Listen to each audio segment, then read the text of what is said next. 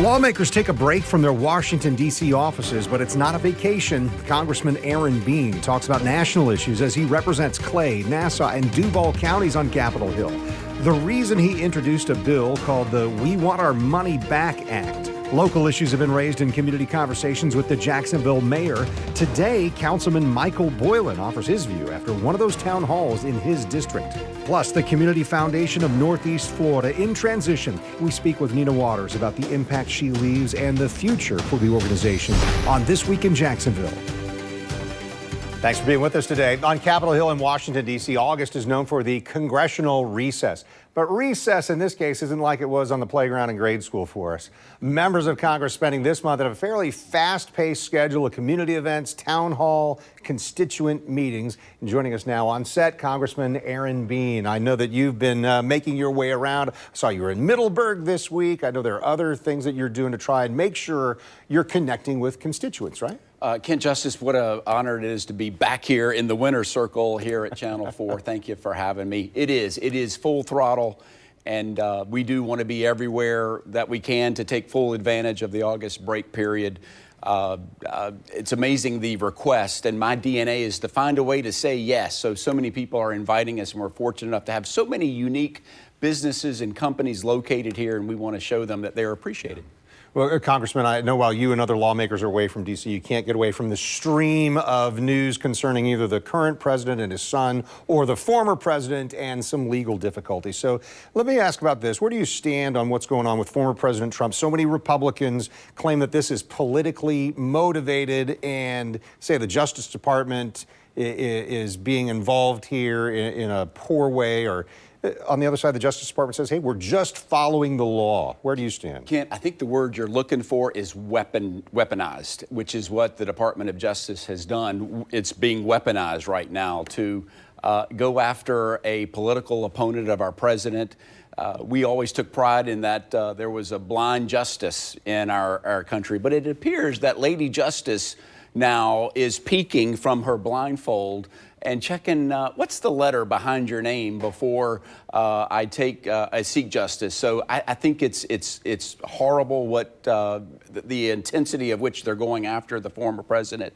It's uncanny, the timeline, because our current president has, we were finding out that his family and possibly him has done, he has done horrible things, taking money from very bad actors in foreign countries. The timeline is there. Certainly, it is a crazy time for our country. If the shoe's on the other foot, if the president's son is indicted or further going through that legal process, couldn't Democrats say the same thing? I mean, isn't it just the shoes on the other foot depending on which political party you're supporting? Well, and that makes things worse. The people look out and see that we do have a two-tier justice system. They see a sweetheart deal given to the president's son, where they see the evidence now that's mounting of all the bad actions, that it's not just so Hunter, and everybody thinks it's all about Hunter, but now there's more and more evidence that the president could be directly involved. Some of his actions upon receiving the Hunter received money, wires of money, and then there's a timeline of actions by then Vice President Biden acting on behalf of some of the countries that actually gave Hunter Biden money. That's what's coming out right now. You'll see that when we go back after the recess. An intense investigation to further connecting the dots of just exactly what the Biden family has done. So we won't spend all of our time here. I want to talk about some other things, a couple of different bills that you've got. But not all Republicans are defending the former president. And you mentioned the current, or the president when he was vice president. I want you to hear from the former vice president, Mike Pence. I want you to react to what he said this week. No one is above the law. And the president and all those implicated are entitled to the presumption of innocence that every American enjoys.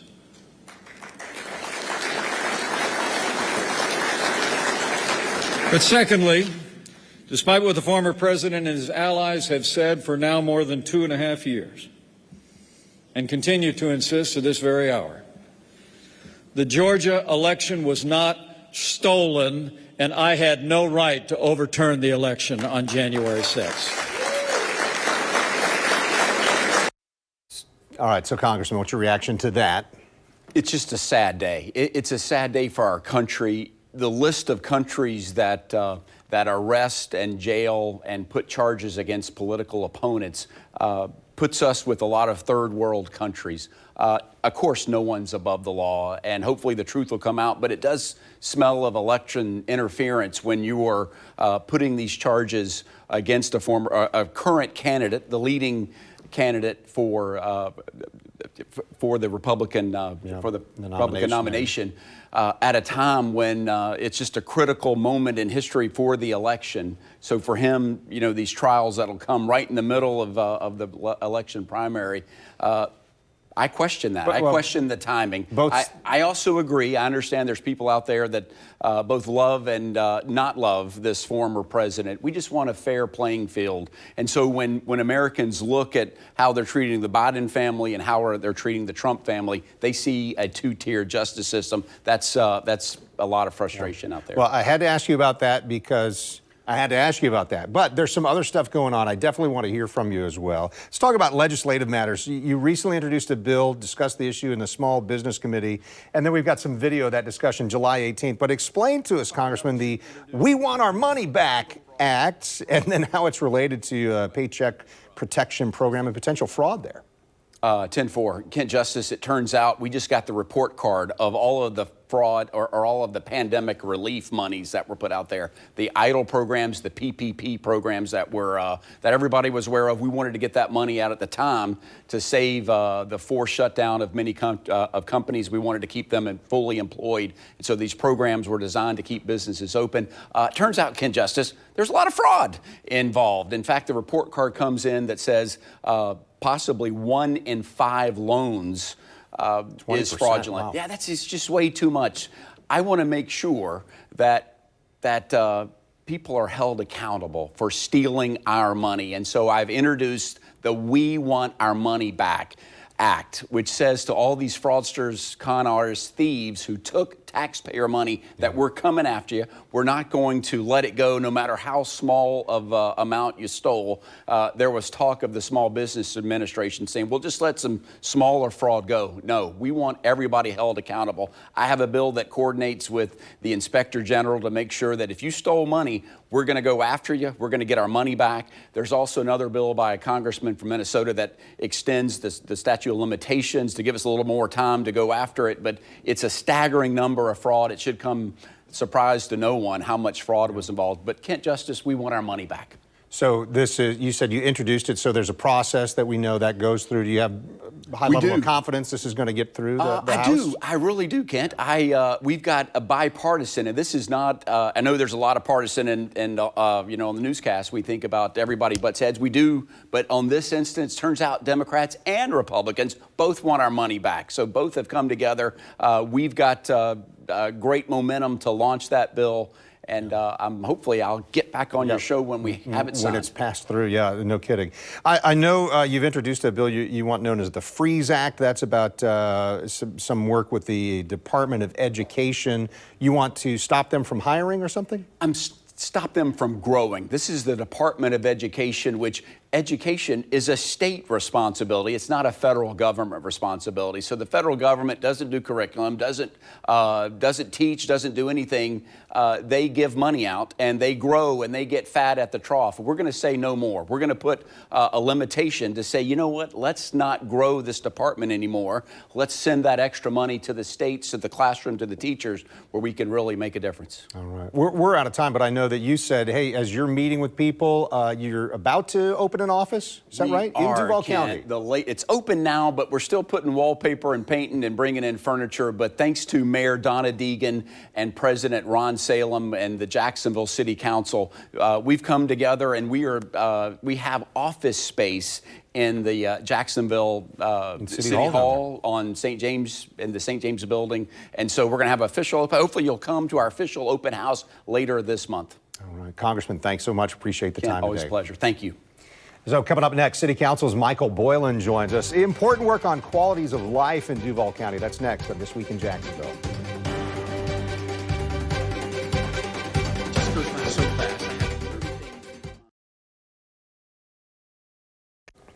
You're watching This Week in Jacksonville with Kent Justice. And City Councilman Michael Boylan joining us now. You represent District 6, second term now. You lead one of the important committees for City Council, Chairman of the Neighborhoods, Community Services, Public Health and Safety Committee. It's a long title, by the way. Member of the Rules Committee as well. So have you and your colleagues on council, have you started getting into details of the budget proposal from the mayor's office? Absolutely. We are well into that process, as a matter of fact. I would venture a guess the Finance Committee, and I've sat in a number of the meetings, has already taken on some of the larger issues. Tomorrow, as a matter of fact, are the budgets for the authorities. We'll be taking a look at those. And as liaison for JEA, I'm interested in seeing how that goes. Yeah. Mayor Deegan began having some community conversations this month, included the beaches this week, some other places. But the very first meeting was in your district. It was. We've got video of that. What came out of that meeting for you, and do you like this idea? Well, I thought, first of all, it was an opportunity for me to have a great sit down with her to talk about the issues and concerns of the people in the Mandarin area. So I think it was very helpful for her to get that perspective. Being the first meeting, I think there were lessons learned on all parts of all of those folks. I regularly conduct town hall meetings, so I know the kind of format that works. She's very good at this process. She didn't need my help, quite frankly, but I think she did very well for the first time out of the box. What's your assessment of how the mayor's doing in these early stages? Still in the honeymoon. Well, I think it's learning. She's still storming and forming. I think that's pretty typical of a new administration. My first experience with a new administration. So a lot of the appointments I do have an appreciation for and what she's trying to do. I met early with her as well. I know she's got some special committees that were focusing on a lot of the same issues that we took up last year, and I wanted to make sure that she didn't reinvent the wheel with respect to some of those. And she was very appreciative of that. Probably helpful. Yeah, it was helpful. So one of the issues that you've been involved with in your role on City Council is the Critical Quality of Life Committee. So where are we in that process? Okay, well, yes. We finished up the report as requested by Council President Freeman at the time back in December. And the goal then was to figure out how do we start moving some of these recommendations forward. As part of the council strategic plan, we put in about $3.65 million towards these initiatives, $100,000 towards focusing on the appropriateness of and also the administration of an ongoing revenue stream to support the homeless issues in our community. Affordable housing, there are a lot of issues there. And of course, the last one was access to health care. Each of those, we found ways to put some money forward to move those things forward. I actually am going to be meeting again with the administration. I have a little bit of money available in this year's budget to see if we can find something in the commitment, in the committee work that they've done to say that aligns with ours, that we can get a jump start on one of those programs. So what you're doing there, does it align with what the new administration wants to accomplish? In many respects it does, and I think they were very sensitive. A lot of the people who took part in her committee work were part of our committee work. So I think there was a lot of say, hey, listen, we've already got that one figured out, so let's use that. So yes, it does align well. Different topic a little bit. Does the city of Jacksonville have a jail problem or JSO headquarters problem? Because that came up in some comments that we heard around town this week. Well, Council President Salem, because of my history in this kind of work, facilitating these kind of committee works, asked me to head up a new committee, a special committee to review the principal JSO facilities. Largely, we're looking at the retaining center as well as the administration building. Yesterday, I hosted an organizational meeting whereby we broke that down into 4 or 5 working groups. They're going to be focusing on that. Our focus isn't about relocating the jail. Our focus is about what kind of facility or facilities do we need to best serve the processes of detention, adjudication, recidivism, et cetera, et cetera, et cetera. So that's where we're spending our time in the next few months working on that. Yeah. Maybe final topic for our time here. Mayor Deegan, you're marking $21.7 million for a project on landscape maintenance. That is a 95% increase from the last budget. How do you feel about that? Well, you know what? Hooray. As a district councilman, first and foremost, my concerns are the needs of my constituents in my district. And time again, landscaping, drainage, street resurfacing, all of which he's committed to do significant increases in funding for are in place. And so I applaud the focus on taking care of what I characterize as the rank and file citizens, the residences who live in my district. So it still has to get a city council approval, even though if it's the mayor's budget proposal. Yeah, and I should fully expect many of my colleagues will embrace that kind of support, infrastructure and service support that she's putting forward. Only 30 seconds left, but is that more important in a place like Mandarin? I mean, so many beautiful natural features, right? The trees that we always talk about in Mandarin. It's very important to a lot of my folks, the nature and character of the neighborhood, but it's no different in many other neighborhoods. The character is different in each one of ours. And so the needs are different. And our area certainly, yes, landscaping, trees are very, very important to my constituents. Yeah. City Councilman Michael Boylan, thanks for the time today. My pleasure. All right, well, stay with us. Saying goodbye, it's just one way to acknowledge the accomplishments of a leader, and we're doing that next in our visit with Nina Waters. Stay with us here on This Week in Jacksonville.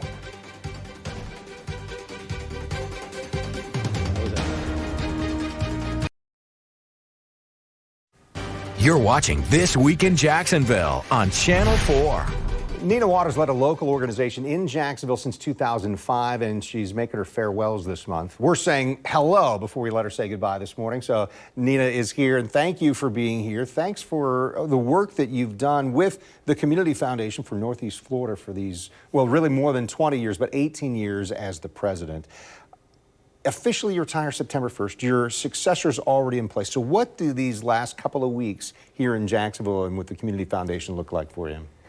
Great question. So it's very busy. People have been texting me saying, how's retirement? And I'm not there yet. I'm looking forward to it, right? That's right. I'm looking forward to it. There's a bright light at the end of my tunnel, but it's been busy. It's been great kind of get to know Isaiah Oliver, who's the new president, spending some time with him, saying goodbye to people that I won't see again. It's been a wonderful few weeks. So help people, if they don't know already, help people understand what the Community Foundation does.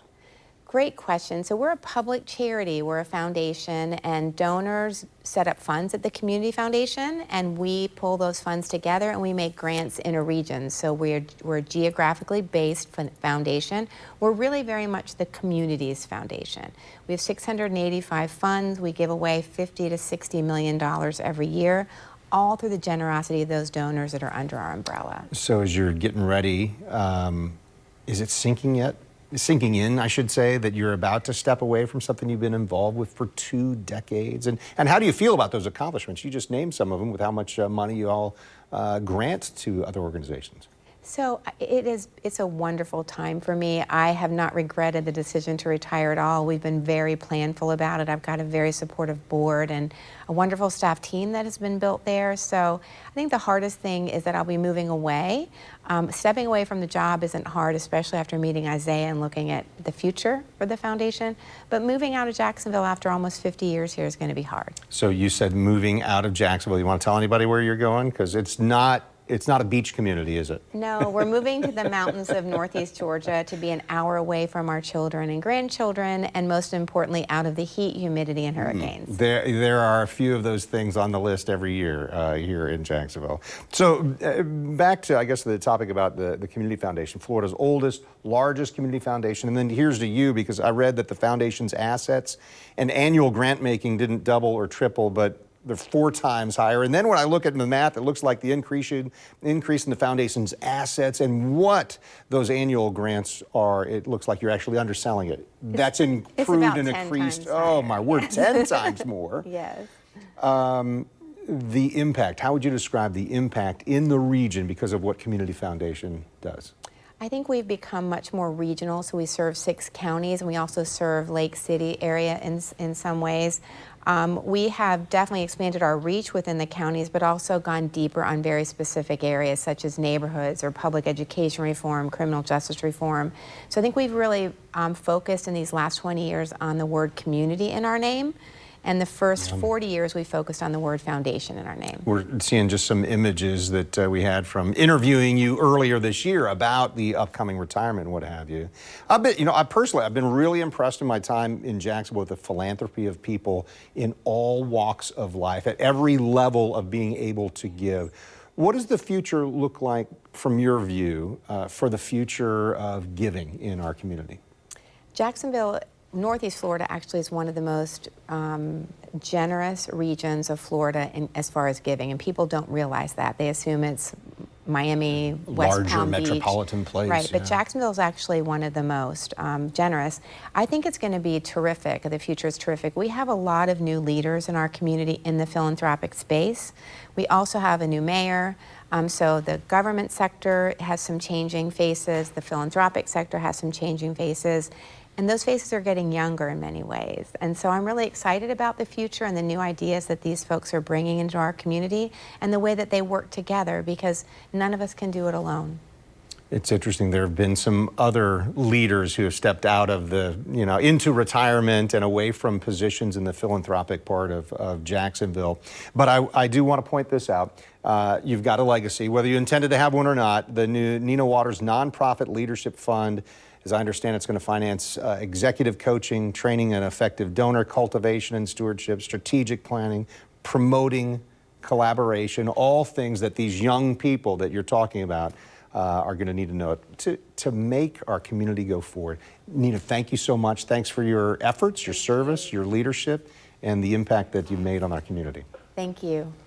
All right, well, stay with us, because if you're only joining me Sundays for This Week in Jacksonville, you're kind of missing out. I want to make sure that you're subscribing to my weekly This Week in Jacksonville newsletter. You head to newsforjax.com/newsletters and then click to sign up under This Week in Jacksonville.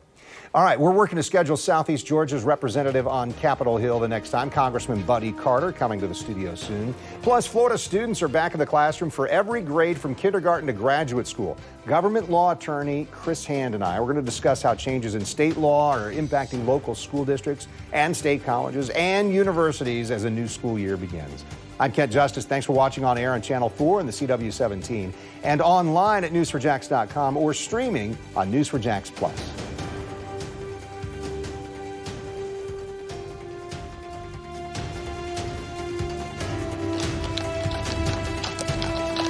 See why every day more people are choosing News4Jax, Northeast Florida and South Georgia's #1 source for local news.